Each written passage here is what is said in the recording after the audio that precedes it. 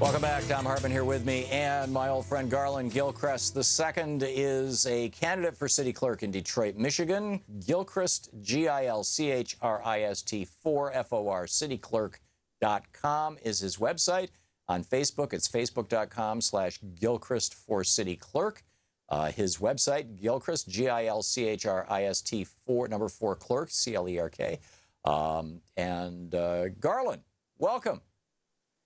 Thom, thank you so much for having me. It's great to be here with you and your listeners. It's great having you with us. So tell us about your candidacy. Why are you running for political office in Detroit? Thom, I'm running for city clerk specifically because all across the country, people saw how long it took to count votes in Michigan. And that's because the system was broken in Detroit. We couldn't count the votes on time. We had broken machines. We had long lines, and we had poll workers who were not prepared to succeed. Well, Thom, I'm a technologist by training. I got 2 engineering degrees, and I have worked across the country to help mobilize and train voters, to help mobilize and organize people to help voting and making it easy to use technology to fix broken systems. And my community challenged me to step up and run for office for city clerk specifically to fix those problems. It took my family an hour and a half to vote. I was there with my wife and my twin babies.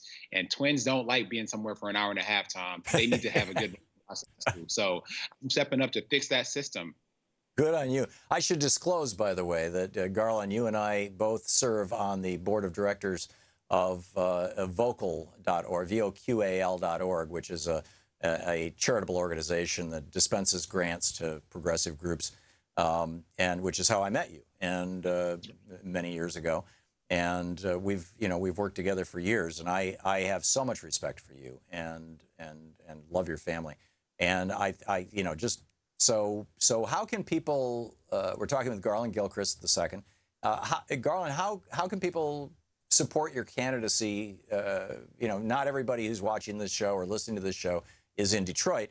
What can people do? And what advice would you have for people like you were before you decided to run for political office in Detroit, who are looking around saying, hey, there's a problem in my community?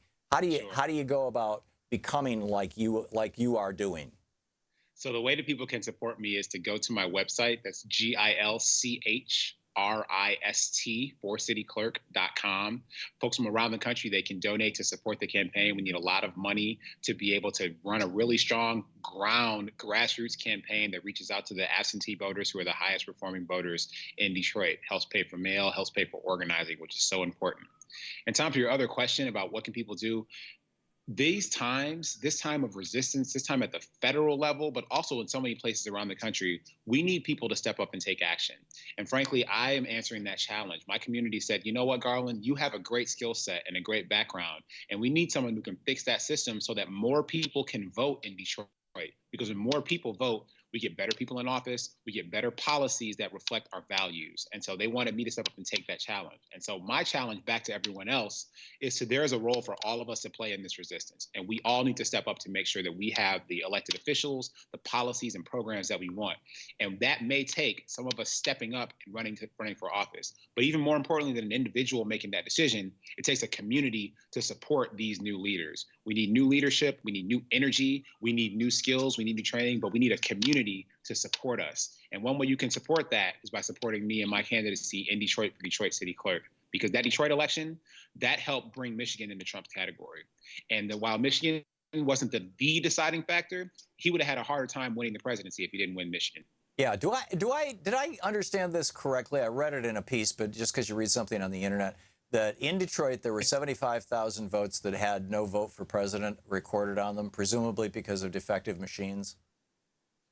Yeah, there were a very high number of votes that had voted for everything except for president. But you also, on the flip side of that, had a number of voters who just didn't complete their ballots. We had a really long ballot in Detroit. It was long, it was confusing, it was 2 pages and double-sided.